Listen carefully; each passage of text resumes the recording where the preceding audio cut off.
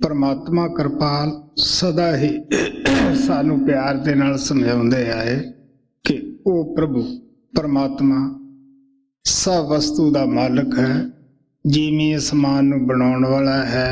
जो भी असीं अखां नाल देखते हैं ये सब कुछ उसे परमात्मा दा ही पैदा कीता है। फिर वो कहंदे हुंदे कि परमात्मा कोले दीनता नहीं, गरीबी नहीं। वो कहंदे तुसी दीन बन के आओ। अगर प्याली साडी खाली है तादी चुराही जिहड़ी सुराही है उधर चुकेगी, कोई वस्तु पेगी। अगर साडा प्याला पहला ही मैं मेरी नाल भरिया होया है नको नक, उत्थे सुराही किस तरह चुक सकती है भाई। सब तो पहला असी वो हिरदा बनाउणा है जिथे कि उस प्रभु परमात्मा गुरुदेव नूं असीं सदना चाहुंदे हैं। गंदी जगह दे विच किसी बादशाह नूं बुलाउणा या उम्मीद करनी ये साडी गलती है। अगर बादशाह नूं बुलाउणा है ਉਹਦੇ वास्ते सानू जगह साफ करनी पेगी। किन्नी साफ, जिन्नी कि साडे विच बित है उस तो भी ज़्यादा। अगर असी उस जगह उस परमात्मा गुरु नूं बिठाउणा चाहुंदे हैं, सब तो पहला वो जगह साफ करनी है। तुलसी साहब ने कहा कि दिल का हुजरा साफ कर, जाना के आने के लिए, ध्यान गैरों का उठा उसके बैठाने के लिए। वो जगह नूं साफ कर। गैर कौन है, साडा कौन है? साडा वो एक परमात्मा है।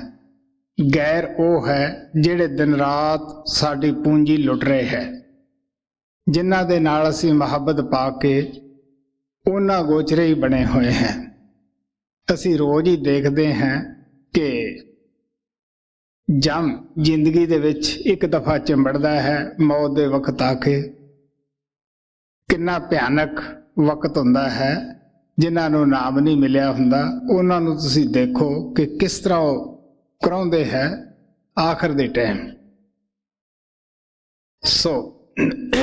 लेकिन गुरु अर्जन देव जी महाराज कहंदे है, प्रभ स्वामी कंत बिहाउणिया मीत सज्जन समझाम। जिन्हां नाल असीं प्यार पाई बैठे हैं सारे आपो अपने मतबल दे है। ये रोज ही रोज दे सानू चिंबड़े हुए है। क्योंकि जिहड़े आपदे मतबल दे बेली है, अंत वेले साडी किसी ने मदद नहीं करनी गी, वो गैर है। अपना कौन है? एक सतगुरु जिहड़ा इत्थे भी साडी मुनासिब मदद करदा है, अगले संसार विच जिथे कि अति पीड़ा है, हिसाब किताब होना है, साथों पहला जाके खड़ जाता है। गुरु नानक ने कहा, सज्जन से ही आखिए जो चलदियां नाल चलन, जिथे लेखा मंगीए ते तिथे खड़े दुसन। सब संतां दा जो उपदेश है वो ये है कि तुसी अस्थूल सूक्ष्म कारण इन्हां मंडलों तो उपर जाओ। क्योंकि रूहानी मंडल जद असी इन्हां मंडलों नूं पार कर लेने हैं फिर ही शुरू हुंदे हैं। कबीर साहब ने कहा कि ये 9 दरवाजियां वाली जो देह है, इहदे विचों असी जद निकलांगे फिर ही वो 10वां द्वार, जब त्रिकुटी तो अगे असी जाने हैं 10वां द्वार लंघते हैं, खुल जाता है, तो फिर ही साडे रूहानी मंडल जिहड़े है वो शुरू हुंदे हैं। कबीर साहब दा वाक है कि देही नगरी 9 दरवाजे, तावत बरज रहाई है, त्रिकुटी छुटे 10वां दर खुले, तामन खीवा पाई। वो कहते जब त्रिकुटी तो उपर चले जाने 10वां द्वार खुल जाता है, उदों उपर साडे जिहड़े रूहानी मंडल है वो जाके शुरू हुंदे हैं। संतां दा उपदेश यही है कि तुसी खुद साडी दसी हुई जुगती दे मुताबक अंदर जाके उस सच्चाई नूं परखो। संत कदे भी सानू अंधविश्वास देण वास्ते नहीं आउंदे। मैं कल अंधविश्वास वास्ते काफ़ी कुछ बोलिया सीगा। संत तां कहंदे है कि तुसी खुद अखां नाल सच्चाई नूं देखो, लेकिन असी उहनूं क्यों नहीं देख सकदे कि संसार दे अंदर साडा सब तो ताकतवर जो दुश्मन है वो मन है। ਇਨਸਾਨ ਨੇ ਦੁਨੀਆ ਦੇ ਵਿੱਚ ਬੜੀਆਂ ਬੜੀਆਂ ਤਾਕਤਾਂ ਨੂੰ ਵਸ ਵਿੱਚ ਕੀਤਾ ਹੈ। ਸ਼ੇਰ ਵਸ ਵਿੱਚ ਕੀਤੇ, ਹਾਥੀ, ਚੀਤੇ ਸਭ ਇਹਨੇ ਵਸ ਵਿੱਚ ਕੀਤੇ ਹੋਏ ਹੈ। ਬਘਿਆੜ, ਭਾਲੂ ਵਗੈਰਾ ਕਿਸ ਤਰ੍ਹਾਂ ਇਹਦੇ ਅੱਗੇ ਨਾਚ ਨਚਾਉਂਦੇ ਹੈ, ਲੇਕਿਨ ਮਨ ਨੂੰ ਵਸ ਨਹੀਂ ਕਰ ਸਕਿਆ। ਬੜੇ ਬੜੇ ਰਾਜ ਵੀ ਜਿੱਤ ਲਏ ਹੈ, ਲੇਕਿਨ ਮਨ ਕੋਈ ਵਸ ਨਾ ਕਰ ਸਕਿਆ। तो मन ਨੂੰ ਵਸ ਕਰਨ ਵਾਸਤੇ ਸਦਾ ਹੀ ਕੋਈ ਲੋਕਾਂ ਨੇ, ਕੋਈ ਰਿਖੀਆਂ ਮੁਨੀਆਂ ਨੇ ਕਸਰ ਨਹੀਂ ਛੱਡੀ। ਜਪ ਤਪ ਕੀਤੇ, ਘਰ-ਬਾਰ ਛੱਡ ਕੇ ਜੰਗਲਾਂ ਪਹਾੜਾਂ ਦੇ ਵਿੱਚ ਗਏ, ਲੇਕਿਨ ਮਨ ਨੂੰ ਜਿੱਤ ਨਾ ਸਕੇ। ਔਰ ਬਾਲ ਬੱਚੇ ਛੱਡ ਗਏ, ਪਰ ਮਨ ਫਿਰ ਵੀ ਜਿੱਤ ਨਾ ਸਕੇ, ਕਿਉਂਕਿ ਮਨ ਦੀ ਅਸਲੀਅਤ ਨੂੰ ਨਾ ਸਮਝਿਆ। ਇਸ ਵਾਸਤੇ ਕਿ ਮਨ ਕਿੱਥੋਂ ਪੈਦਾ ਹੁੰਦਾ ਹੈ, ਮਨ ਦੀ ਆਦਤ ਕੀ ਹੈ। ਸੋ ਕਬੀਰ ਸਾਹਿਬ ਕਹਿੰਦੇ ਹੈ, तीन लोक चोरी प्या सबका तन हर लीन। तरलोकी तक मैं दसदा ना, काम क्रोध लोभ मोह हंकार दी जो उस स्थूल गंढ है वो अखां दे पिछे है, सूक्ष्म त्रिकुटी विच है। जब तक असी ब्रह्म तो नीचे नीचे हैं, अगर असी ये कहिए कि असी मन नूं जित लिया है या मन नूं शांत कर लिया है, तो असी अपने आप नूं भी धोखा दे रहे हैं, दुनिया भी दे रहे हैं। बदमाश जब कोई बदमाशी करता है वो उतना चिर ही शांत है जिन्ना चिर वो जेल खाने दे अंदर है। जब जेल खाने दे विचों वो बाहर आउंदा है, वो अपनी ओही हरकतां आके बाहर करता है, उन्हां हरकतां तो कदे बाज नहीं आउंदागा। अगर बजाए जेल खाने विच उहनूं बंद करन दे आपां उस नूं समझा लईए, अच्छा इंसान बना लईए, वो भी आपदी अच्छी जिंदगी गुजारेगा और वो सानू भी परेशान नहीं करेगा। इसे तरह मन ਨੂੰ ਅਸੀਂ ਡਿਸਪਲਿਨ ਦੇ ਜ਼ਰੀਏ ਜੰਗਲਾਂ ਪਹਾੜਾਂ ਜਾ ਕੇ, ਮੰਦਰਾਂ ਮਸਜਿਦਾਂ ਗੁਰਦੁਆਰਿਆਂ ਦੇ ਵਿੱਚ ਬੈਠ ਕੇ ਅਸੀਂ ਸੋਚਦੇ ਹਾਂ ਕਿ ਸਾਡਾ ਮਨ ਵਸ ਵਿੱਚ ਹੋ ਗਿਆ ਹੈ। ਹੁਣ ਸਾਨੂੰ ਕੀ ਲੋੜ ਹੈ ਕੋਈ ਹੋਰ ਉਪਾਅ ਕਰਨ ਦੀ।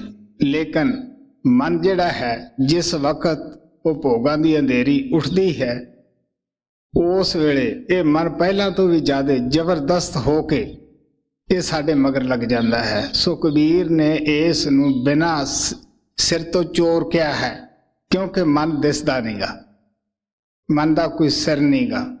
इस वास्ते इहदियां हरकतां तो सानूं पता लगता है कि किस त्रिकुटी दे रहन वाला है। जद असीं इस नूं समझा के ਇਹਦੇ ਘਰੇ ਨਹੀਂ ਲੈ ਜਾਂਦੇ ਗੇ, ਉਹਨਾਂ ਚਿਕਰ ਮਨ ਸਾਡਾ ਮਿੱਤਰ ਨਹੀਂ ਬਣਦਾ, ਸਾਡਾ ਦੋਸਤ ਨਹੀਂ ਬਣਦਾਗਾ। ਸੋ ਮਨ ਜਿੰਨਾ ਦੁਸ਼ਮਣ ਵੀ ਕੋਈ ਨਹੀਂ ਤੇ ਮਨ ਜੈਸਾ ਕੋਈ ਮਿੱਤਰ ਵੀ ਨਹੀਂ। ਸੋ ਇਸ ਮਨ ਨੇ ਬੜੇ ਬੜੇ ਰਿਖੀ ਮੁਨੀਆਂ ਦੀ ਪੂੰਜੀ ਲੁੱਟ ਲਈ ਹੈ। ਸੋ ਸਭ ਤੋਂ ਵੱਧ ਜੋ ਰੁਕਾਵਟ ਹੈ ਅਭਿਆਸੀ ਦੇ ਅੱਗੇ, ਉਹ ਇਹਦਾ ਆਪਣਾ ਹੀ ਮਨ ਹੈ ਜਿਹੜਾ ਇਹਨੂੰ ਅੰਦਰ ਨਹੀਂ ਜਾਂਦਾਗਾ। ਸੋ ਮਨ ਜਿਹੜਾ ਹੈ ਇਹ ਕਿਸ ਤਰ੍ਹਾਂ ਵਿਸ਼ੇ ਬਕਾਰ शराबा कबाबा दे विच सानू ला के बाहर खुद भी परेशान है, सानू भी परेशान रखता है। सो इस वास्ते आप प्यार दे नाल कहंदे आ, सब तो पहला साडा मन दे असी नेचुरल नू सोचना है कि मन किस तरह लज्जत दा आशिक है।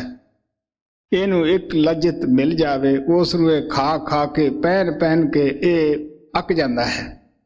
जद इस नू होर कोई लज्जत मिल जाती है, ये उहदे मगर दौड़ जाता है। जे आपां किसी तो कौड़ियां मंगण वाले तो कौड़ियां भी खोईए, वो मरण मारन ते तैयार होएगा, क्योंकि उस नूं ओही वड्डा खजाना है।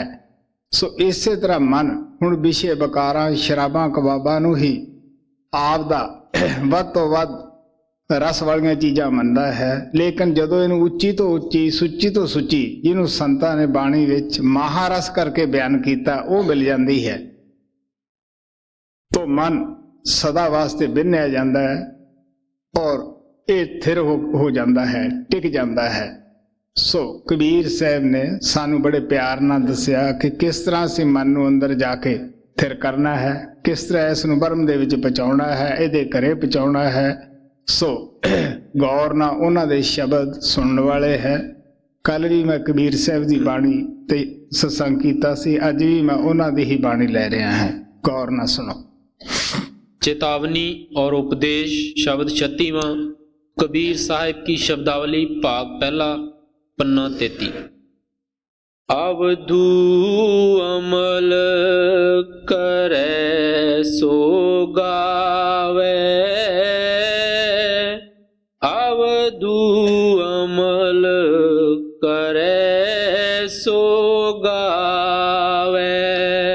ਕਬੀਰ ਸਾਹਿਬ ਬੜੇ ਪਿਆਰ ਨਾਲ ਕਿਸੇ ਭੇਖੀ ਸਾਧੂ ਨੂੰ ਉਪਦੇਸ਼ ਕਰ ਰਹੇ ਹੈ ਕਿ ਦੇਖ ਵੀ ਪਿਆਰਿਆ, ਜੋ ਬੋਲਦਾ ਹੈ, ਜੋ ਗਾਉਣਾ ਹੈ, ਜੋ ਪੜ੍ਹ ਕੇ ਲੋਕਾਂ ਨੂੰ ਸਮਝਾਉਣਾ ਹੈ, ਸਭ ਤੋਂ ਪਹਿਲਾਂ ਆਪਣੇ ਆਪ ਨੂੰ ਸਮਝਾਉਣਾ ਹੈ ਕਿ ਸਾਡਾ ਮਨ ਸਮਝ ਗਿਆ ਹੈ, ਜੋ ਅਸੀਂ ਬੋਲਦੇ ਹਾਂ ਕਿ ਅਸੀਂ ਇਸ ਤੇ ਖੁਦ ਅਮਲ ਕਰਦੇ ਹਾਂ, ਫੇਰ ਹੀ ਸਾਡਾ ਗਾਵਿਆ ਥਾਂ ਪਏਗਾ ਔਰ ਸੁਣਨ ਵਾਲੇ ਦਾ ਥਾਂ ਪਏਗਾ।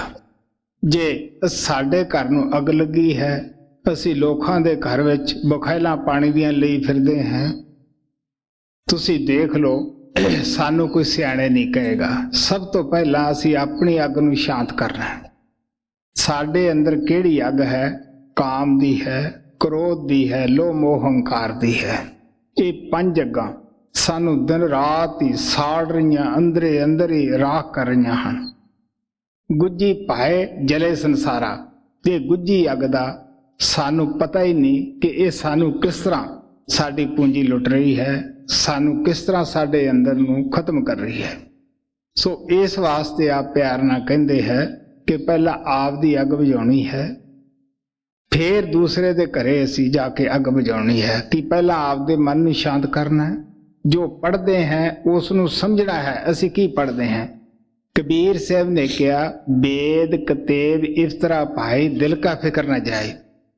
वेद शास्त्र सानू दिंदे भी कुछ नहीं और लुकाउंदे भी साथों कुछ नहीं गे, क्योंकि ये वेद जिहड़े कतेब हन, जो साडे पवित्र धर्म ग्रंथ हन, ये बड़े ही पवित्र हन, बड़े ही कमाई वाले महात्मा ने लिखे हुए हैं। ਉਹਨਾਂ ਨੇ ਪਿੰਡ ਨੂੰ ਛੱਡਿਆ, ਬ੍ਰਹਮੰਡ ਤੇ ਚੜੇ, ਉਸ ਪ੍ਰਮਾਤਮਾ ਦੇ ਨਾਲ ਵਸਾਲ ਕੀਤਾ। ਜੋ ਰੁਕਾਵਟਾਂ ਉਹਨਾਂ ਨੂੰ ਰਸਤੇ ਵਿੱਚ ਆਈਆਂ, ਜਿਸ ਦੀ ਮਦਦ ਨਾਲ ਉਹਨਾਂ ਨੇ ਦੂਰ ਕੀਤੀਆਂ, ਉਹਨਾਂ ਦਾ ਨਾਮ ਵੀ ਦਰਜ ਕਰਕੇ ਕਿਸੇ ਥਾਂ ਸੰਤ ਲਿਖ ਦਿੱਤਾ, ਕਿਸੇ ਥਾਂ ਗੁਰੂ ਲਿਖ ਦਿੱਤਾ, ਕਿਸੇ ਥਾਂ ਮੁਰਸ਼ਿਦ ਲਿਖ ਦਿੱਤਾ ਕਿ ਬਗੈਰ ਉਸ ਤੋਂ ਅਸੀਂ ਇਹ ਅੰਦਰ ਜਾਣ ਦਾ ਰਸਤਾ ਪ੍ਰਾਪਤ ਹੀ ਨਹੀਂ ਕਰ ਸਕਦੇਗੇ। ਸੋ ਜੇ ਤਾਂ ਅਸੀਂ ਪੋਥੀਆਂ ਦਾ ਕਹਿਣਾ ਮੰਨ ਲਿਆ, ਸਮਝ ਲਿਆ ਕਿ ਇਹ ਕਹਿੰਦੀਆਂ ਕੀ ਹੈ, ਫਿਰ ਤਾਂ ਸਭ ਕੁਝ ਮਿਲ ਜਾਂਦਾ ਹੈ। ਅਸੀਂ ਜ਼ਰੂਰ ਜ਼ਿੰਦਗੀ ਦੇ ਵਿੱਚ ਕਿਸੇ ਮਹਾਤਮਾ ਕੋਲੇ ਜਾਵਾਂਗੇ, ਨਾਮ ਲਵਾਂਗੇ, ਉਹਦੀ ਕਮਾਈ ਕਰਾਂਗੇ।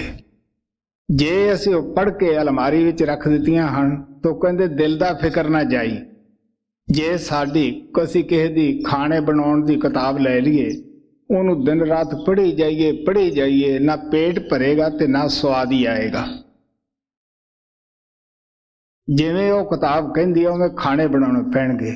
ਇਸੇ ਤਰ੍ਹਾਂ ਫਰਜ਼ ਕਰੋ, ਜੇ ਸਾਨੂੰ ਕੋਈ ਬਿਮਾਰੀ ਹੈ, ਅਸੀਂ ਡਾਕਟਰ ਦੀ ਕੋਈ ਕਿਤਾਬ ਲੈ ਕੇ ਜਿਹਦੇ ਵਿੱਚ ਨੁਕਸੇ ਦਰਜ ਹੈ ਉਹ ਆਪਾਂ ਪੜ੍ਹਨੀ ਸ਼ੁਰੂ ਕਰ ਦਈਏ, ਭਾਵੇਂ ਦਿਨ ਰਾਤ ਪੜ੍ਹੀ ਜਾਈਏ, ਕੀ ਬਿਮਾਰੀ ਦੂਰ ਹੋਏਗੀ? ਨਹੀਂ। ਜਿਵੇਂ ਉਹ ਕਿਤਾਬ ਕਹਿੰਦੀ ਹੈ ਉਸ ਤਰ੍ਹਾਂ ਨੁਕਸਾ ਬਣਾ ਕੇ ਇਸਤੇਮਾਲ ਕਰਾਂਗੇ ਤਦ ਹੀ। ਇਸੇ ਤਰ੍ਹਾਂ ਸੰਤ ਕਹਿੰਦੇ ਆ ਕਿ ਜੇ ਆਪਾਂ ਜਿਸ ਬਾਣੀਏ ਦੀ ਦਾ ਕੋਈ ਹਿਸਾਬ ਕਿਤਾਬ ਦੇਣਾ ਹੈ, ਉਹਦੀ ਆਪਾਂ ਵਹੀ ਚੁਰਾ ਕੇ ਲੈ ਜਾਈਏ, ਕੀ ਉਹਦਾ ਆਪਾਂ ਧਨ ਲੁੱਟ ਕੇ ਲੈ ਜਾਵਾਂਗੇ? ਧਨ ਉਹਦੀ ਵਹੀ ਚ ਨਹੀਂ, ਉਹਦੇ ਵਿੱਚ ਤਾਂ ਵੇਰਵਾ ਹੈ, ਉਹ ਤਾਂ ਉਹਦੀ ਤਜੌੜੀ ਦੇ ਅੰਦਰ, ਪੇਟੀ ਅੰਦਰ ਹੈ। ਸੋ वेद शास्त्र जितने भी धर्म ग्रंथ हैं, ये सारे सानू दसदे है कि ये जिस परमात्मा ने जिसका ग्रह तिस दिया ताला, कुंजी गुर सो पाई, अनक उपाओ करे नहीं पाए बिन सतगुरु सरनाई। जिस परमात्मा ने शरीर पैदा किया, उसे ने ताला ला के कुंजी महात्मा के हवाले की है। मन बुद्धि दे नाल बड़ा ही रिखियां मुनिया ने खोज की, लेकिन ये ताले नूं खोल ना सके। सो इस वास्ते कबीर साहब कहते हैं, वेद कतेब कहो मत झूठे, झूठा जो ना विचारे। ये महात्मा दे जो ग्रंथ है ये बिल्कुल सच कहते हैं कि परमात्मा थोड़े अंदर है, उहदे मिलण दा जो साधन और तरीका भी अंदर है। फिर ये भी संत महात्मा कहते हैं कि वो नाम जिस तो मुक्ति होनी है वो किसी वेद शास्त्र दे अंदर नहीं, उस ਜਿਹੜੀ ਜਾਇਦਾਦ ਹੈ, ਜੋ ਤਾਕਤ ਹੈ, ਉਹ ਮਹਾਤਮਾ ਤੋਂ ਸਾਨੂੰ ਮਿਲਦੀ ਹੈ। ਉਹ ਮਹਾਤਮਾ ਸਾਡੇ ਅੰਦਰ ਟਿਕਾਉਂਦੇ ਹੈ। ਗੁਰੂ ਨਾਨਕ ਸਾਹਿਬ ਕਹਿੰਦੇ, ਗੁਰ ਕਾ ਸ਼ਬਦ ਗੁਰ ਥੈ ਟਿਕੈ, होर थां प्रगट ना होए। इस वास्ते कबीर साहब कहते हैं सब तो पहला की करना है कि खुद उस ते अमल करना है। नहीं तो यह है अबरा को उपदेश ते मुख में पड़ है रेत, रास बरानी राखते ते खाया कर का खेत। दुनिया नू उपदेश करते हैं बई शांति करो नाम जपो, लेकिन खुद नाम नहीं जपते, खुद शांत नहीं। महाराज सावण सिंह एक महात्मा की कहानी सुनाते हुंदे सन कि वो किसी पिंड के नज़दीक आके बैठ गया। ਉਹਦਾ ਨਾਂ ਸੀ ਸੀਤਲ ਦਾਸ। तो सुथरा एक ला धड़क फकीर गुरु साहिबाना के जमाने ਵਿੱਚ ਹੋਇਆ ਹੈ। ਉਸ ਨੂੰ पता लग्या कि बड़े अच्छे महात्मा आए हैं, ना शीतल दास है। ख्याल आया कि देखिए जैसा ना है वैसा गुण भी है। उन्होंने जाके कहा हरिहर संतो, उन्होंने भी कहा, कहता कुछ अग चाहिए है। वो कहता है नहीं। उन्हें फिर कहा कि थोड़ी बहुती अग्नि दे, कहता नहीं है नहीं। उन्हें तीसरी बार मंगया तो वो चिमटा लेके मगर पै गया। तो सुथरा शाह जिहड़ा सी वो हास रस दा कवि सी, वो हस पिया, कहता तू तो कहता सा एक चिंगैड़ी नहीं, हुण तां भांबड़ बलदे है। ना शीतल दास अंदर भांबड़ है। सो इस वास्ते संत महात्मा कहते हैं सब तो पहला अपना खलवाड़ की राखी करो, दूजियां दी फिर तुसी जिम्मेवारी उठाओ। लेकिन साडी की हालत है, चूहा खड़ना मावी तिक्कल बद्दा छज। चूहा खुद तां वो खुद अंदर दाखल नहीं हुंदागा, पिछे एक छज होर बन्निया है। असी आप तां फिक्र लग्या होया है कि पता नहीं की काल करेगा, और लोकां नूं उपदेश दे के लोकां नूं होर असी मगर लाउने हैं कि आओ बई असी तुहानूं लै चलदे हैं। सो इस वास्ते आप भी धोखे विच हैं, वो दुनिया नूं भी धोखे विच पाई बैठे हैं। आत्मघाती महापापी जिहड़ा किसी नाल धोखा करदा, इदों वध होर पाप कोई हो ही नहीं सकदागा। सो इस वास्ते आप प्यार नाल कहंदे है कि पहला फेर गाओ, ਉਹੀ गाया चंगा लगेगा, ਉਹੀ बोलिया चंगा लगेगा, जिहदे ते खुद अमल करते हैं जी। अवधू अमल करे सो गावे, अवधू अमल करे सो गावे। जो लग अमल असर ना होवे, तो लग प्रेम ना आवे। प्रेम कोई खाला जी दा घड़ नहीं, जिहदी मर्जी दाखल हो जाओ। इस दी फीस घट तो घट सिर है। पलटू साहब ने कहा लोभी सीस न दे सके। असी दुनियादार आशकां दी की रीस कर सकते हैं। झूठ आशकी करे मुल्क में जुत्ती खाए। दुनिया भी मखौल उड़ाउंदी फिरदी है। बेशक असी आपदे अंदरों कितना भी क्यों ना महात्मा बन के दिखा दिए। सो इस वास्ते आप प्यार दे नाल कहंदे है कि प्रेम ना वाड़ी उपजै, प्रेम ना हाट बकाए। राजा राणा रंग सब सीस दिए ले जाए। सीस कोई असी वढ़ के सिर आपदा अगे नहीं रख देनागा।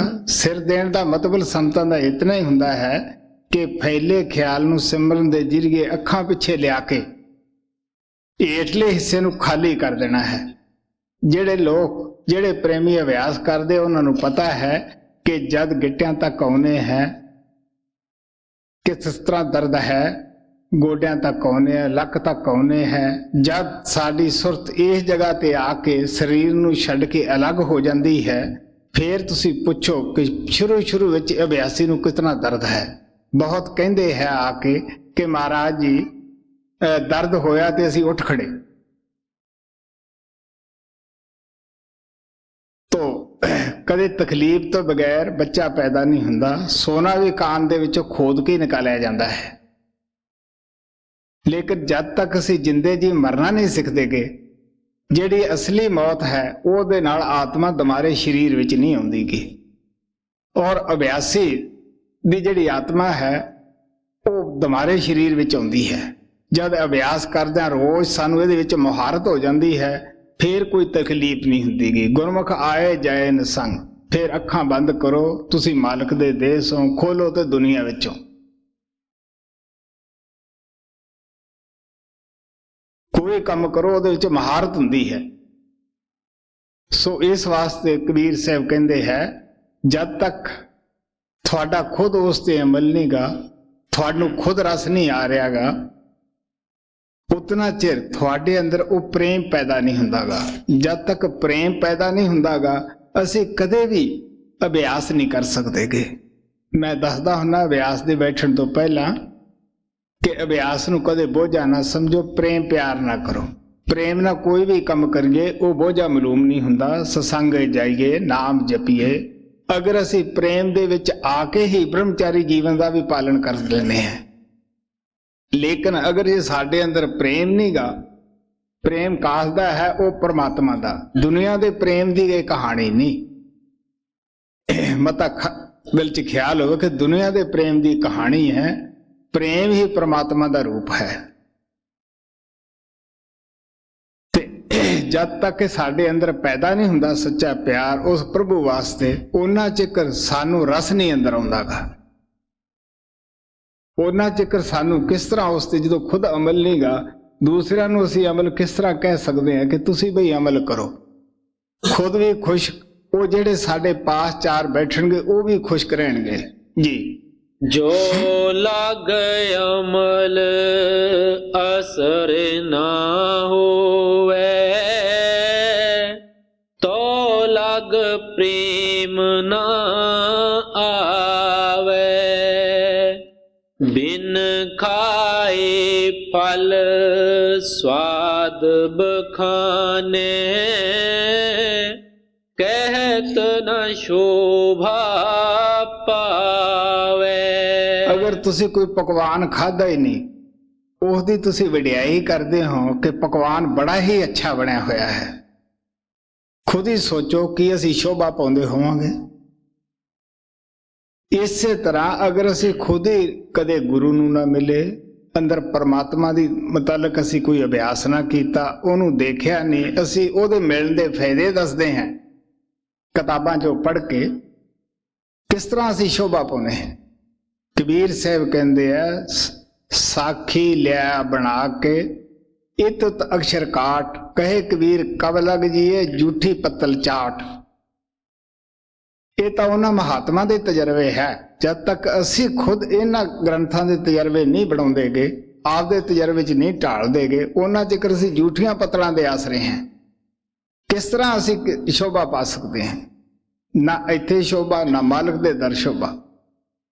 ਸੋ ਇਸ ਵਾਸਤੇ ਕਬੀਰ ਸਾਹਿਬ ਸਾਨੂੰ ਪਿਆਰ ਨਾਲ ਕਹਿੰਦੇ ਹੈ, ਸਭ ਤੋਂ ਪਹਿਲਾਂ ਉਹ ਖਾਣੇ ਦਾ ਸਵਾਦ ਚੱਖੋ, ਫਿਰ ਉਹਦਾ ਸਵਾਦ ਲੋਕਾਂ ਨੂੰ ਵੀ ਦੱਸੋ।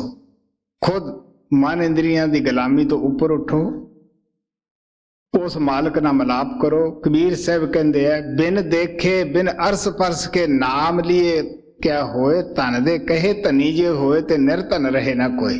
ਹਾਂ ਬਈ। ਬਿਨ ਖਾਏ ਫਲ ਸਵਾਦ ਬਖਾਨੇ, ਕਹਿਤ ਨ ਸ਼ੋਭਾ ਪਾਵੇ। ਬਿਨ ਗੁਰੂ ਗਿਆਨ ਗਾਂਠ ਕੇ ਹੀ ਨੇ, ਨਾਹਕ ਵਸਤ ਮੁਲਾਵੇ। ਗੁਰੂ ਨਹੀਂ ਮਿਲਿਆ, ਗਿਆਨ ਕਿੱਥੋਂ ਹੋ ਗਿਆ? ਜੋ ਸ਼ਬਦ ਹੀ ਨਹੀਂ ਮਿਲਿਆ, ਗਿਆਨ ਕਿੱਥੋਂ ਹੋਇਆ? ਕਬੀਰ ਸੇ ਗੁਰੂ ਨਾਨਕ ਕਹਿੰਦੇ ਆ, ਨੰਨਾ ਨਾਏ ਭੋਗ ਨਿਤ ਭੋਗੈ ਤੇ ਨਾ ਡਿਠਾ ਨਾ ਸੰਭਲਿਆ, ਗੱਲੀ ਹੋਂ ਸੁਹਾਗਣ ਪੈਣੇ ਕੰਤ ਨ ਕਬਹੂ ਮੈਂ ਮਿਲਿਆ। ਹੁਣ ਗੱਲਾਂ ਨਾਲ ਜੇ ਕੋਈ ਲੜਕੀ ਕਹੇ ਕਿ ਮੈਂ ਸੁਹਾਗਣ ਹੈ, ਕੀ ਉਹ ਸ਼ੋਭਾ ਪਾਏਗੀ? ਕਿ ਉਹਦੀਆਂ ਸਖੀਆਂ ਸਹੇਲੀਆਂ ਸਮਾਜ ਦੇ ਲੋਕ ਉਸ ਨੂੰ ਮਖੌਲ ਨਹੀਂ ਕਰਨਗੇ, ਹਾਸਾ ਨਹੀਂ ਕਰਨਗੇ ਕਿ ਕਿੱਡੀ ਭੋਲੀ ਲੜਕੀ ਹੈ, ਇਹਦੀ ਸ਼ਾਦੀ ਨਹੀਂ ਹੋਈ। ਇਸੇ ਤਰ੍ਹਾਂ ਜਦ ਗੁਰੂ ਨਹੀਂ ਮਿਲਿਆ ਅੰਦਰ ਗਏ ਨਹੀਂ, ਉਸ ਮਾਲਕ ਨਾਲ ਜੇ ਸਾਡਾ ਮਿਲਾਪ ਹੀ ਨਹੀਂ ਹੋਇਆ, ਅਸੀਂ ਕਿਸ ਤਰ੍ਹਾਂ ਸੁਹਾਗਣ ਹੈ। बिन गुरु ज्ञान गांठ के ही ने, नाहक वस्त मुलावे। आधर हाथ ले कर दीपक, कर प्रकाश दिखावे। ਸੰਤਾਂ ਦੀ ਜੋ ਬਾਣੀ ਹੈ ਇਹ ਬੜੀ ਹੀ ਉਹਨਾਂ ਨੇ ਸਮਝਦਾਰੀ ਨਾਲ ਲਿਖੀ ਹੈ। ਅਗਰ ਇੱਕ ਤੁਕ ਵਿੱਚ ਸਵਾਲ ਹੈ, ਦੂਜੀ ਚ ਜਵਾਬ ਹੈ।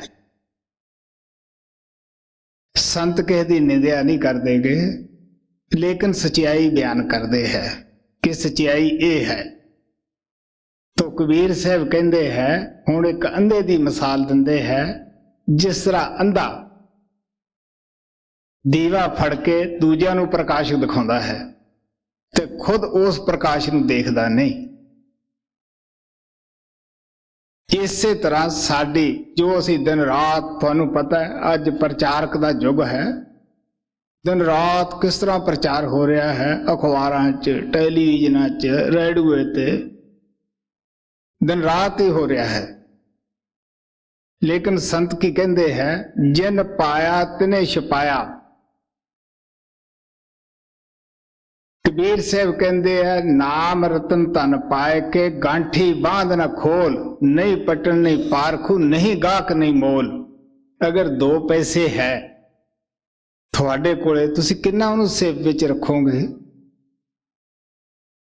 ਪਿਤਾ ਜਿੰਨਾ ਚਿਰ ਅਣਜਾਣ ਬੱਚੇ ਹੈ ਉਹਨੂੰ ਸਾਰਾ ਧਨ ਨਹੀਂ ਦੱਸਦੇਗੇ। ਉਹ ਕਹਿੰਦੇ ਬੱਚੇ ਅਣਜਾਣ ਹੈ, ਇਹਨੂੰ ਪਤਾ ਨਹੀਂਗਾ। ਜਦ ਉਹੀ ਬੱਚਾ ਸਮਝਦਾਰ ਹੋ ਜਾਂਦਾ ਹੈ, ਉਹ ਸਾਰੀ ਆਪਦੀ ਕਮਾਈ ਪੂੰਜੀ ਉਹ ਪੁੱਤ ਦੇ ਹਵਾਲੇ ਕਰ ਦਿੰਦਾ ਹੈ। ਇਸੇ ਤਰ੍ਹਾਂ ਹੈ, ਅਸੀਂ ਜਿੰਨਾ ਚਿਰ ਮਨ ਇੰਦਰੀਆਂ ਦੇ ਗੁਲਾਮ ਹੈ, ਜੋ ਵੀ ਅਸੀਂ ਭਜਨ ਅਭਿਆਸ ਕਰਦੇ ਹਾਂ, ਇਹ ਨਹੀਂ ਕਿ ਸਾਡਾ ਉਹ ਲੇਖੇ 'ਚ ਨਹੀਂ, ਉਹ ਸਾਡਾ ਪਿਤਾ ਸਤਿਗੁਰੂ ਉਹ ਸਾਡੇ ਭਜਨ ਸਿਮਰਨ ਨੂੰ ਸਾਂਭ ਕੇ ਰੱਖਦਾ ਹੈ। ਜਿਹੜਾ ਸਿਆਣਾ ਬੱਚਾ ਮਨ ਇੰਦਰੀਆਂ ਦੀ ਗੁਲਾਮੀ ਤੋਂ ਉੱਪਰ ਉੱਠ ਖੜਦਾ ਹੈ, ਤਾਂ ਸੰਤ ਸਤਿਗੁਰੂ ਆਪਣਾ ਧਨ ਵੀ ਉਹਦੇ ਹਵਾਲੇ ਕਰ ਜਾਂਦੇ ਹੈ, ਆਪਣੀਆਂ ਬਰਕਤਾਂ ਲੈ ਕੇ ਉਹਦੇ ਅੰਦਰ ਬੈਠ ਜਾਂਦੇ ਹੈ। ਉਹਨੂੰ ਪਤਾ ਹੈ ਕਿ ਹੁਣ ਇਹ ਨਾ ਕਿਸੇ ਦੀ ਮਾਨ ਵਡਿਆਈ 'ਚ ਫਸੇ, ਨਾ ਹੋਕਾ ਦੇਵੇ। ਜਦੋਂ ਧਰਮਦਾਸ ਦਾ ਪਰਦਾ ਖੁੱਲਿਆ, ਸਮਝ ਆਈ, ਤਾਂ ਕਬੀਰ ਸਾਹਿਬ ਨੇ ਉਹਨਾਂ ਨੂੰ ਬੜੇ ਪਿਆਰ ਨਾਲ ਕਿਹਾ, ਧਰਮਦਾਸ ਤੋਂ ਲੱਖ ਦੁਹਾਈ, ਮੈਂ ਤੈਨੂੰ ਲੱਖ ਵਾਰੀ ਕਹਿਣਾ ਹੈ, ਦੁਹਾਈ ਪਾਉਣਾ ਹੈ ਕਿ ਸਾਰ ਭੇਦ ਬਾਹਰ ਨਾ ਜਾਏ। ਇਹ ਲੋਕਾਂ ਦੇ ਅੱਗੇ ਕੌਡੀਆਂ ਖੜਕਾਉਣ ਦਾ ਨਹੀਂ। ਸਾਨੂੰ ਪਤਾ ਹੈ ਮਨਸੂਰ ਨੇ ਥੋੜਾ ਜਿਹਾ ਹੀ ਕਰਿਸ਼ਮਾ ਕੀਤਾ ਸੀਗਾ, ਤਾਂ ਕਿਸ ਤਰ੍ਹਾਂ ਮੁਲਾਣੇ ਜਿਹੜੇ ਵਾਕਫ ਨਹੀਂ ਸੀ ਤੇ ਉਹਨਾਂ ਨੇ ਚੱਕ ਕੇ ਸੂਲੀ ਤੇ ਟੰਗ ਦਿੱਤਾ। ਤੋ ਇਤਿਹਾਸ ਚਾਹੁੰਦਾ ਸਭ ਤੋਂ ਚੰਗੀ ਚੁੱਪ ਹੈ, ਚੁੱਪ ਅੱਗੇ ਸੌ ਪੜਦਾ, ਜੇ ਮਨਸੂਰ ਨਾ ਬੋਲਦਾ ਤੇ ਕਿਉਂ ਸੂਲੀ ਤੇ ਚੜਦਾ। ਸੋ ਇਸ ਵਾਸਤੇ ਆ ਪਿਆਰ ਨਾਲ ਕਹਿੰਦੇ ਹੈ, ਅੰਦਰ ਹੱਥ ਲੈ ਕਰ ਦੀਪ, ਜਿਸ ਤਰ੍ਹਾਂ ਅੰਧੇ ਦੇ ਹੱਥ ਦੀਵਾ ਹੈ ਉਹ ਲੋਕਾਂ ਨੂੰ ਚਾਨਣਾ ਕਰਦਾ ਹੈ। ਬੁੱਲੇ ਸ਼ਾਹ ਕਹਿੰਦੇ ਹੈ, ਮੁੱਲਾਂ ਤੇ ਮਸਾਲਚੀ ਦੋਂਦਾ ਇੱਕੋ ਚਿੱਤ, ਲੋਕਾਂ ਕਰਦੇ ਚਾਨਣਾ ਤੇ ਆਪ ਅੰਧੇਰੇ ਵਿੱਚ। ਜਦੋਂ ਆਮਲ ਲੋਕ ਸਮਾਪਤ ਹੋ ਜਾਂਦੇ ਹੈ, ਇਹਨਾਂ ਦੀ ਕਮੀ ਹੋ ਜਾਂਦੀ ਹੈ, ਫਿਰ ਪ੍ਰੋਤਵਾਦ ਸ਼ੁਰੂ ਹੁੰਦਾ ਹੈ। ਪੰਡਤ, ਭਾਈ, ਪੁਜਾਰੀ, ਪਾਦਰੀ ਸਭ ਇਸੇ ਸ਼੍ਰੇਣੀ ਵਿੱਚ ਆ ਜਾਂਦੇ ਹੈ। ਬਸ ਰੀਤੀ ਰਿਵਾਜ ਕਰ ਲਿਆ ਔਰ ਉਸੇ ਜੀ ਮਸਤ ਹੋ ਗਏ।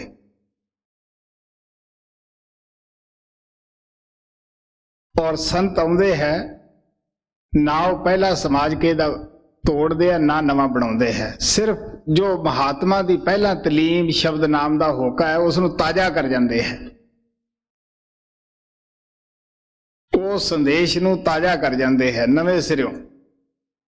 ਉਪਦੇਸ਼ ਉਹੀ ਹੁੰਦਾ ਹੈ, ਪਰਮਾਤਮਾ ਉਹੀ ਹੈ, ਉਹ ਬਦਲਿਆ ਨੀਗਾ, ਨਾ ਉਹ ਰਸਤਾ ਹੀ ਬਦਲਿਆ ਹੈ। ਸਿਰਫ ਅਸੀਂ ਭੁੱਲੜ ਹਾਂ, ਭੁੱਲ ਜਾਂਦੇ ਹਾਂ। ਇੱਕ ਮਹਾਤਮਾ 10 ਵੀ ਸਾਡੇ ਵਿੱਚੋਂ ਭਰਮ ਕੱਢਦਾ ਹੈ, ਉਹਦੇ ਜਾਣ ਪਿੱਛੋਂ ਸੇ ਅਨੇਕਾਂ ਹੀ ਹੋਰ ਪਾ ਕੇ ਬੈਠ ਜਾਂਦੇ हैं। ਕਬੀਰ ਸਾਹਿਬ ਦੀ ਹਿਸਟਰੀ ਪੜ੍ਹ ਕੇ ਦੇਖੋ ਕਿ ਕਿਸ ਤਰ੍ਹਾਂ ਉਹਨਾਂ ਨੇ ਸੰਘਰਸ਼ ਕੀਤਾ ਮੂਰਤੀ ਪੂਜਾ ਵਾਸਤੇ, ਕਿਉਂਕਿ ਉਹ ਕਾਂਸ਼ੀ ਅੰਦਰ ਜਿੱਥੇ ਕਿ ਪੂਜਾ ਪਾਠ ਦਾ ਗੜ੍ਹ ਸੀਗਾ ਉਸ ਜਗ੍ਹਾ ਪੈਦਾ ਹੋਏ, ਬੜਾ ਸੰਘਰਸ਼ ਕੀਤਾ। ਉਹ ਸੰਘਰਸ਼ ਕਰਕੇ ਹੀ ਉਹਨਾਂ ਨੂੰ ਕਿਸ ਤਰ੍ਹਾਂ ਅਗਨੀ ਵਿੱਚ ਸੁੱਟਿਆ ਗਿਆ, ਉਹਨਾਂ ਦੇ ਹੱਥ ਪੈਰ ਬੰਨ੍ਹ ਕੇ ਗੰਗਾ ਵਿੱਚ ਸੁੱਟਿਆ ਗਿਆ, ਉਹਨਾਂ ਦੀ ਗੱਠੜੀ ਬੰਨ੍ਹ ਕੇ ਹਾਥੀ ਅੱਗੇ ਸੁੱਟਿਆ ਗਿਆ। ਕਿਹੜੇ ਕਿਹੜੇ ਤਸੀਹੇ ਨਹੀਂ ਦਿੱਤੇ ਬਈ। ਲੇਕਿਨ ਅਸੀਂ ਦੁਨੀਆਦਾਰਾਂ ਨੇ ਉਹਨਾਂ ਦੇ ਜਾਣ ਤੋਂ ਬਾਅਦ ਉਹਨਾਂ ਦੀ ਹੀ ਪੱਥਰ ਦੀ ਮੂਰਤੀ ਬਣਾ ਕੇ ਪੂਜਣੀ ਸ਼ੁਰੂ ਕਰਤੀ। ਮੈਂ ਆਪਣੀ ਜ਼ਿੰਦਗੀ ਦਾ ਵਾਕਿਆ ਦੱਸਦਾ ਹੁੰਦਾ ਹੈ। ਜਦੋਂ ਹਿੰਦੁਸਤਾਨ ਆਜ਼ਾਦ ਹੋਇਆ ਹੈ, ਮੈਂ ਪਹਿਲੀ ਦਫਾ ਉਦੋਂ ਦਿੱਲੀ ਸਾਡੀ ਆਰਮੀ ਨੇ ਉਸ ਵਕਤ ਦੇ ਪ੍ਰਧਾਨ ਮੰਤਰੀ ਪੰਡਿਤ ਜਵਾਹਰ ਲਾਲ ਨਹਿਰੂ ਨੂੰ ਆ ਕੇ ਦਿੱਤੀ ਸੀਗੀ। ਤਕਰੀਬਨ ਹਰ ਪਲਟਨ ਦੇ ਜਵਾਨ ਉਦੋਂ ਲਾਲ ਕਿਲੇ ਵਿੱਚ ਆਏ ਸਨ। ਤਾਂ ਜਦੋਂ ਪਰੇਡ ਹੋ ਚੁੱਕੀ ਤਾਂ ਸਾਨੂੰ ਕੁਝ ਦਿਨਾਂ ਦਾ ਦਿੱਲੀ ਦੇਖਣ ਵਾਸਤੇ ਛੁੱਟੀ ਦੇ ਦਿੱਤੀ ਵੀ ਇਤਿਹਾਸਕ ਜਗ੍ਹਾ ਇਹਨਾਂ ਨੂੰ ਦਿਖਾਓ। ਕਈ ਜਗ੍ਹਾ 'ਚ ਅਸੀਂ ਗਏ। ਮੈਂ ਦੱਸਦਾ ਹੁੰਦਾ ਕਿ ਜਦ ਮੈਂ ਬਿਰਲਾ ਮੰਦਿਰ ਦੀ ਕਈ ਵਾਰੀ ਮਹਿਮਾ ਸੁਣੀ ਸੀ, ਉੱਥੇ ਅਸੀਂ ਗਏ। ਸਭ ਤੋਂ ਪਹਿਲਾਂ ਤਾਂ ਉੱਥੇ ਦੇਖਿਆ ਜਦ ਦਾਖਲ ਹੁੰਦੇ ਆ, ਉੱਥੇ ਇੱਕ ਪੰਡਤ ਹੁੰਦਾ ਹੈ, ਸ਼ਾਇਦ 2-3 ਵੀ ਹੋਣ, ਔਰ ਉਸ ਨੂੰ ਦੇਖਿਆ ਜਿਹੜਾ ਤਾਂ ਰੁਪਈਆ ਮੱਥਾ ਟੇਕੇ ਉਹ ਉਸ ਦੇ ਹਾਰ ਵੀ ਗਲ 'ਚ ਪਾ ਦੇ, ਕਿਉਂਕਿ ਆਮ ਲੋਕ ਹਾਰ ਚੜਾਈ ਜਾਂਦੇ ਆ, ਉਹੀ ਹਾਰ ਉਹਦੇ ਗਲ 'ਚ ਪਾ ਦੇਣਾ ਹੈ ਔਰ ਉਹਦੇ ਟਿੱਕਾ ਲਾ ਦੇਵੇ। ਜਿਹੜਾ ਉੱਥੇ ਕੋਈ ਨਾ ਰੁਪਈਆ ਟੇਕੇ, ਨਾ ਉਹਦੇ ਮੱਥੇ ਤੇ ਟਿੱਕਾ, ਨਾ ਉਸ ਨੂੰ ਹਾਰ ਪਾਵੇ, ਉਹ ਗਲ ਤਾਂ ਵਿਚਾਰਾ ਅੱਗੇ ਕਰੇ ਧੌਣ ਲੇਕਿਨ ਪਾਵੇ ਕੋਈ ਨਾ। ਇੱਕ ਮੇਮ ਨੇ ਉਸ ਨੂੰ ਰੁਪਈਆ ਦਿੱਤਾ,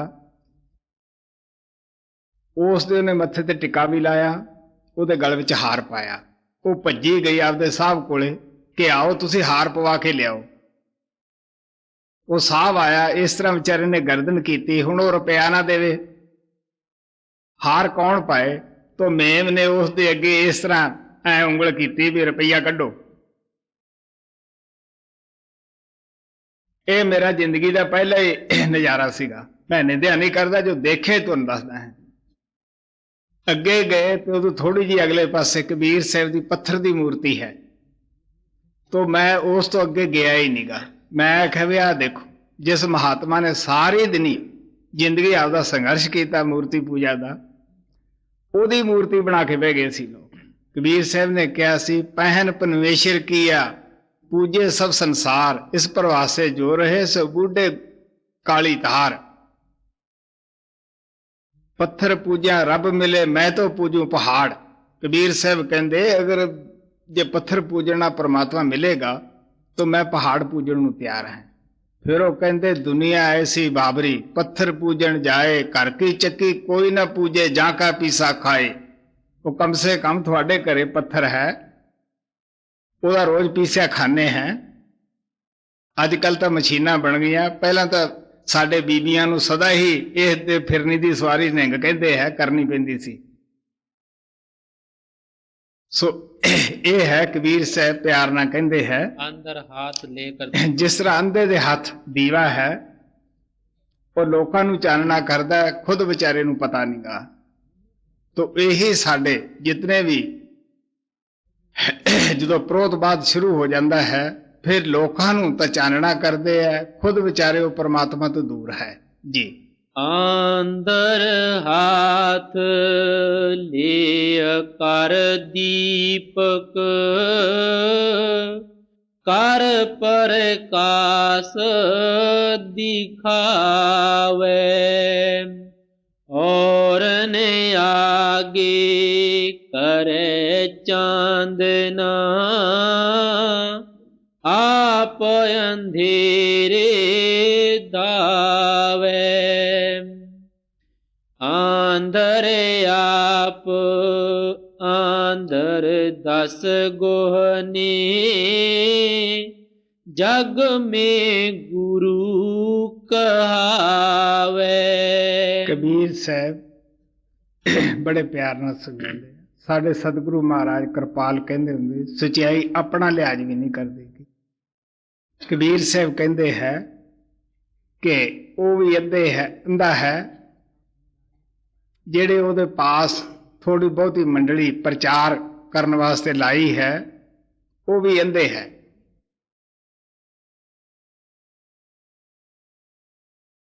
ਔਰ ਦੁਨੀਆ ਦੇ ਵਿੱਚ ਗੁਰੂ ਵੀ ਮੈਂ ਗੁਰੂ ਹਾਂ, ਜਿਹੜਾ ਖੁਦ ਅੰਧਾ ਹੈ। ਕਬੀਰ ਸਾਹਿਬ ਗੁਰੂ ਨਾਨਕ ਕਹਿੰਦੇ ਆ, ਅੰਧੇ ਕਾ ਰਾਹ ਦੱਸਿਆ ਅੰਧਾ ਹੋਏ ਸੋ ਜਾਏ, ਹੋਏ ਸੁਜਾਖਾ ਨਾਨਕਾ ਸੋ ਕੇ ਉਹ ਜੜ ਜਾਏ। ਸੋ ਇਸ ਵਾਸਤੇ ਕਬੀਰ ਸਾਹਿਬ ਬੜੇ ਪਿਆਰ ਨਾਲ ਕਹਿੰਦੇ ਹੈ ਕਿ ਜਿਹੜੇ ਲੋਕ ਜਵਾਨੀ ਜਮ੍ਹਾਂ ਖਰਚ ਕਰਦੇ ਹੈ, ਸਾਨੂੰ ਸਾਵਧਾਨ ਰਹਿਣਾ ਚਾਹੀਦਾ ਹੈ। ਇਨਸਾਨ ਦਾ ਜਾਮਾ ਬੜਾ ਅਮੋਲਕ ਹੈ, ਇਹ ਮੁੱਲ ਨੂੰ ਨਹੀਂ ਮਿਲਦਾ, ਇਹ ਕੰਗ ਵੀ ਨਹੀਂ ਮਿਲਦਾਗਾ। ਇਹਦੇ ਵਿੱਚ ਸਾਨੂੰ ਸੋਚਣਾ ਚਾਹੀਦਾ, ਸਮਝਣਾ ਚਾਹੀਦਾ ਹੈ। ਮੈਂ ਮਹਾਤਮਾ ਦਾਦੂ ਦੀ ਮਿਸਾਲ ਦੱਸਦਾ ਹੁੰਦਾ ਹੈ ਕਿ ਕਿਸ ਤਰ੍ਹਾਂ ਦਾਦੂ ਸਾਹਿਬ ਬੜੇ ਹੀ ਨਿਮਰਤਾ ਵਾਲੇ ਸਨ।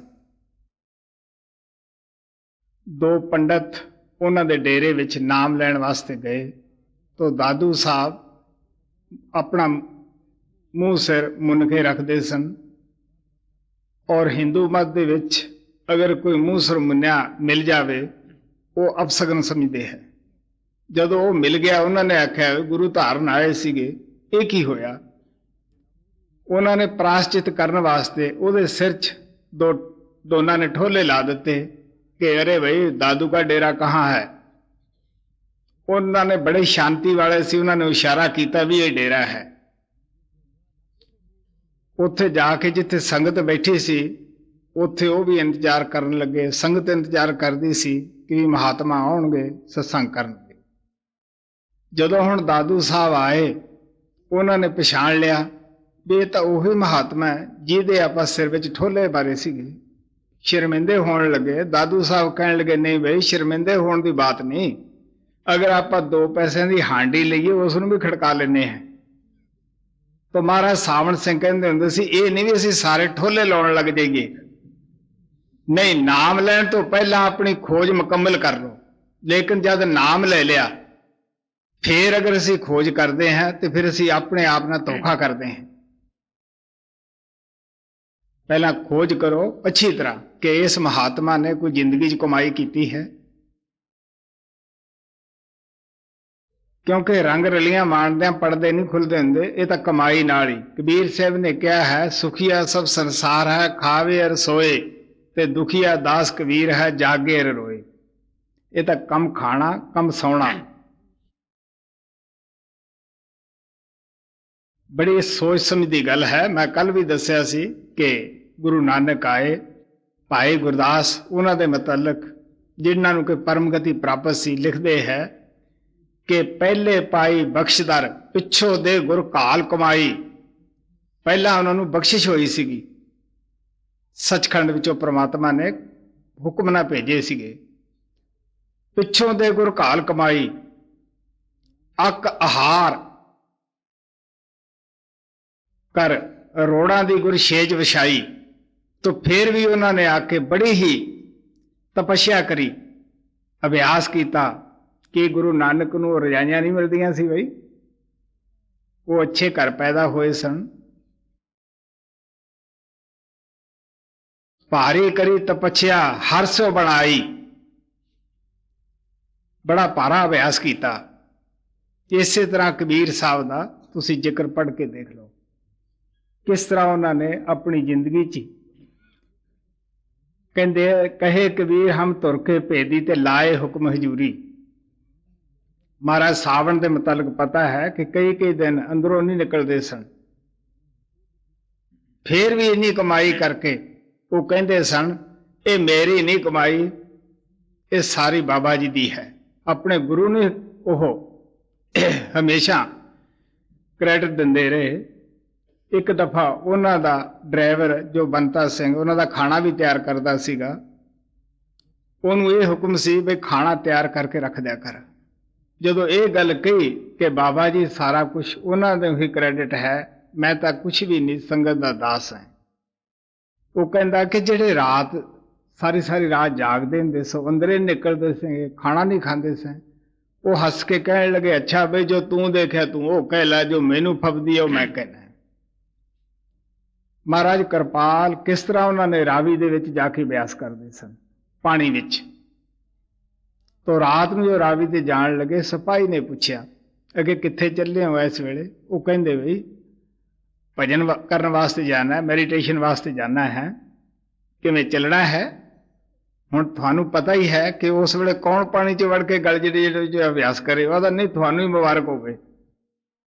ਤਾਂ ਮਹਾਰਾਜ ਕਿਰਪਾਲ ਸਦਾ ਹੀ ਗੂੰਗੇ ਪਹਿਲਵਾਨ ਦੀ ਮਿਸਾਲ ਦਿੰਦੇ ਸਨ ਕਿ ਗੂੰਗਾ ਪਹਿਲਵਾਨ ਲਾਹੌਰ ਵਿੱਚ ਕਿਉਂ ਵੀ ਮਸ਼ਹੂਰ ਹੋਇਆ, ਉਹ ਸਾਰੀ ਸਾਰੀ ਰਾਤ ਕਸਰਤ ਕਰਦਾ ਸੀਗਾ। ਹਾਂ ਬਈ। आंधर आप आंधर दस गोहनी, जग में गुरु कहावे। भूल महल की खबर न जाने, औरन को परमावे। ਖੁਦ ਜਿੱਥੋਂ ਸਾਡੀ ਆਤਮਾ ਆਈ ਹੈ ਅਨਾਮੀ ਦੇਸ਼ 'ਚ, ਉਹਦਾ ਪਤਾ ਨਹੀਂ। ਬਾਬਾ ਬਿਸ਼ਨ ਦਾਸ ਜਿਨ੍ਹਾਂ ਤੋਂ ਮੈਨੂੰ 2 ਸ਼ਬਦ ਦਾ ਭੇਦ ਪਹਿਲਾਂ ਮਿਲਿਆ ਸੀਗਾ, ਉਹ ਜਿਸ ਪਿੰਡ ਦੇ ਵਿੱਚ ਰਹਿੰਦੇ ਸਨ ਉਹ ਜੈਤੋ ਦੇ ਪਾਸ ਹੈ, ਤਾਂ ਉੱਥੋਂ ਕਸੂਰ ਬੜਾ ਨੇੜੇ ਸੀਗਾ। ਤਾਂ ਉਹ ਮਿਸਾਲ ਦਿੰਦੇ ਹੁੰਦੇ ਸੀਗੇ, ਐਵੇਂ ਝੂਠਿਆ ਮਿੱਛਰ ਦੀਆਂ ਦੇਵੇਂ ਖਬਰਾਂ ਤੇ ਜਾ ਕੇ ਦੇਖਿਆ ਸ਼ਹਿਰ ਕਸੂਰ ਹੈ ਨਾ। ਸਾਨੂੰ ਪਤਾ ਹੈ ਫਿਰੋਜ਼ਪੁਰ ਦੇ ਨਜ਼ਦੀਕ ਹੀ ਕਸੂਰ ਹੈ। ਉਹ ਕਹਿੰਦੇ ਦੇਖਿਆ ਤਾਂ ਉਹ ਨਹੀਂ ਜਾ ਕੇ, ਤੇ ਖਬਰਾਂ ਮਿੱਛਰ ਮੁਲਕ ਦੀਆਂ ਦਿੰਦਾ ਹੈ। ਇਹ ਕਹਾਣੀ ਹੈ ਕਿ ਖੁਦ ਉਹਨੂੰ ਮੂਲ ਜੋ ਜਿੱਥੋਂ ਆਤਮਾ ਦਾ ਸ਼ੁਰੂ ਵਿੱਚੋਂ ਆਈ ਪਰਮਾਤਮਾ ਦੀ ਅਨਸ, ਉਸ ਜਗ੍ਹਾ ਦਾ ਤਾਂ ਪਤਾ ਨਹੀਂ ਕਿ ਮੇਰੀ ਆਤਮਾ ਕਿੱਥੋਂ ਆਈ ਹੈ, ਇਹਨੂੰ ਕਿਸ ਤਰ੍ਹਾਂ ਲਿਜਾਣਾ ਹੈ। तो दुनिया ਨੂੰ ਭਰਮਾ ਰਿਹਾ ਹੈ, ਆਪ ਵੀ ਭਰਮ ਰਿਹਾ ਹੈ ਜੀ। भूल महल की खबर न जाने, औरन को परमावे। ले अमृत मूरख रंड सींचे, कल्प बरछ बिसरावे। लेके बीज ऊसर में बोवे, पाहन पानी पाहन पानी नावे। ਹੁਣ ਕਬੀਰ ਸਾਹਿਬ ਪਿਆਰ ਨਾਲ ਕਹਿੰਦੇ ਹੈ, ਅੰਮ੍ਰਿਤ ਮਿਲਿਆ, ਨਾਮ ਮਿਲਿਆ, ਔਰ ਉਹ ਰਿੰਡ ਨੂੰ ਪਾ ਰਿਹਾ ਹੈ ਮਨੁੱਖ ਦਾ ਜਾਮਾ। ਇਹਦੇ ਵਿੱਚ ਅਸੀਂ ਆਪਦੀ ਆਤਮਾ ਨੂੰ ਅੰਮ੍ਰਿਤ ਪਿਉਣਾ ਸੀ, ਨਾਮ ਜਪਣਾ ਸੀ, ਲੇਕਿਨ ਅਸੀਂ ਇਸ ਨੂੰ ਰਿੰਡ ਕੀ ਹੈ, ਵਿਸ਼ੇ ਵਕਾਰ ਹੈ। ਉਹਨਾਂ ਦੇ ਵਿੱਚ ਇਸ ਅੰਮ੍ਰਿਤ ਨੂੰ ਆਪਦੇ ਨੂੰ ਜਾਇਆ ਕਰੀ ਜਾਂਦੇ ਹੈ।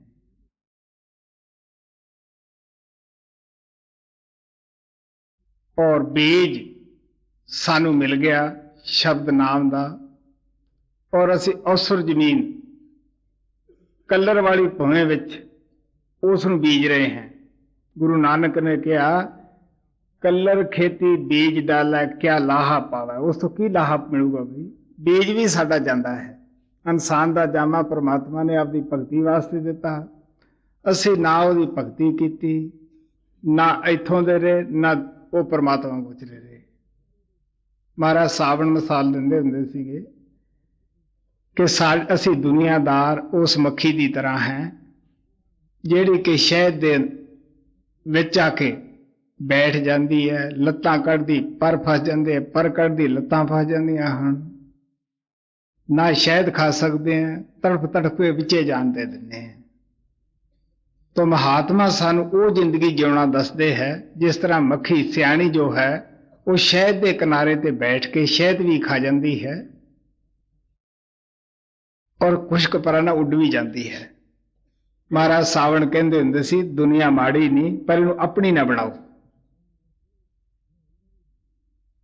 हुण जद तक असी अखां तो नीचे नीचे हैं, साडे वखरे वखरे तरीके है, वखरे वखरे साडे समाज है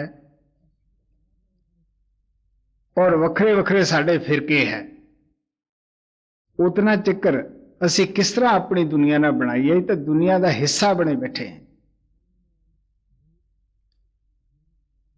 सो ना असी दुनिया च शांति पा सकते हैं, ना सुत्ते शांति ना जागदे शांति। सुत्ते भी बड़बड़ाने हैं और जागदे भी। जे जागदे शांति होगी तद ही सुत्या आएगी। कबीर साहब ने कहा सुपने हूं बरड़ाए के जे मुख निकले राम, ताके पग की पन ही मेरे तन को चाम। अगर सुत्ते पे दे मुंह दे विचों उस मालिक दा नाम आउंदा है तो कहंदे मैं आपदे चम दियां जुतियां पाउण वास्ते ते पैरां 'च तैयार हैं जी। लेके बीज अवसर में बोवे, पाहन पानी नावे। लागी आग जरे करे आपन, मूरख तूर बुतावे। हुण आप प्यार ना कहंदे है कि घर नूं अग लगी है, विषे बकारां दी अग है, उन्हां नूं बुझाउंदा नहीं, धूड़ ते अग पाउंदा है। कि असी बांबी नूं कुट रहे हैं, सप खुड विच है, ये नहीं सानू पता कि किसी नूं बांबी जो है वो तो नहीं दस देगी, दसेगा तो सप ही। वो बांबी की है, वो साडा शरीर है जिन्हों असी दिन रात कष्ट दिने हैं। कदे धूणियां तपाउने हैं, कदे जप तप करते हैं, कदे ठंडे पानियां दे विच नहाउने हैं। तुसी देख लो, मैं खुद भी करता रहा है। मैं किसी दी की दसां कि नंगे पैरी माघी एक महीना असी खुद चाहे नजदीक कोई खाला वगदा होवे या नहर होवे या नेड़े कोई तलाह होवे उस से जांदे। जब मैं जल धारा करया है तो बाबा बिशनदास कोले गया। वो जेड़े लोग उत्थे जिउंदे है अजे भी मैनूं हसदे हुंदे है। उन्हां दे डेरे दे पास एक छप्पड़ सीगा। वो कहंदे हाँ बई आ तैनूं मैं होर नवा दियां, तू हुण तक क्यों, चल उत्थे ही रह पा। मैं बथेरा जोर लाया पर उन्होंने मैनूं अजकल दे दिनां च माघी दे दिन वो पानी च सिट दिता।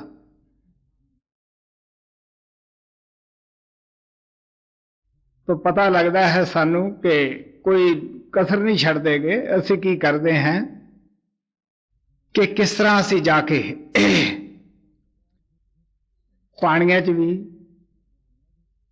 बांबी नूं कुट रहे हैं, अग्नि अगे भी बैठ जाने हैं। ਜਾਂ ਧੂਣੀਆਂ तपा के बाबा जी पास गए सीगे, वो कहते अंदर तो पहले ही जली जाता है, अग बड़ी अंदर है।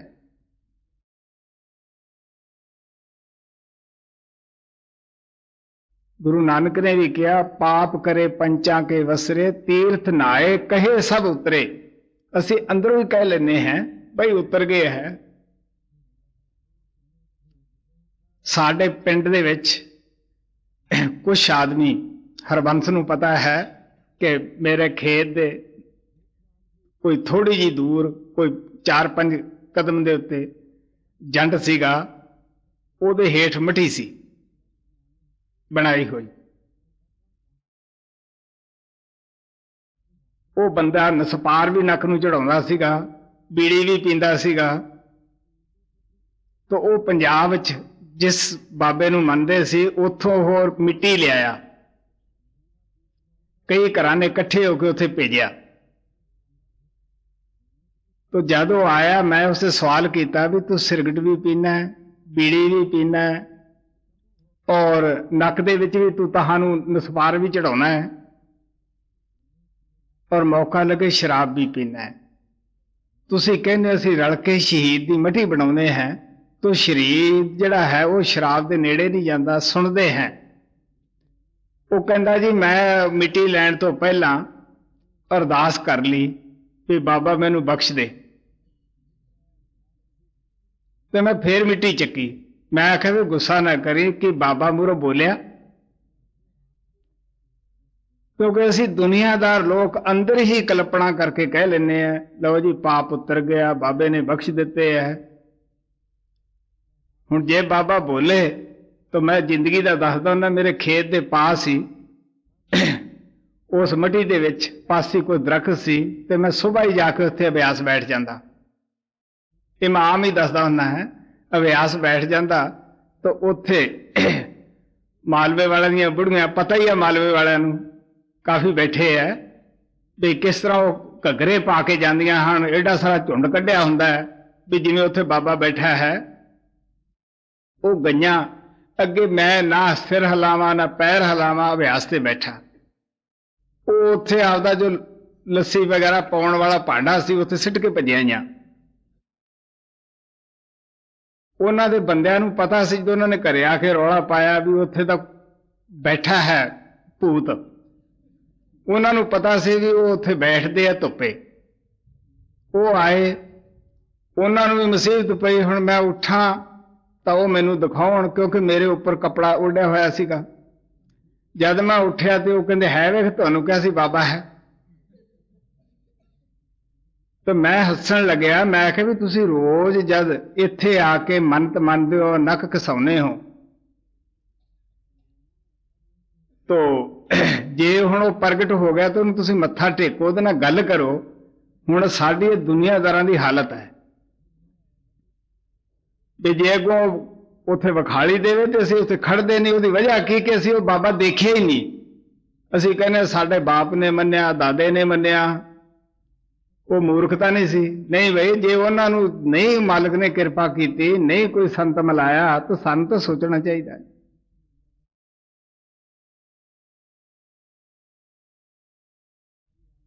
सो इस वास्ते संत महात्मा सानू प्यार नाल दसदे है लागी आग जरे करापन मूर्ख कि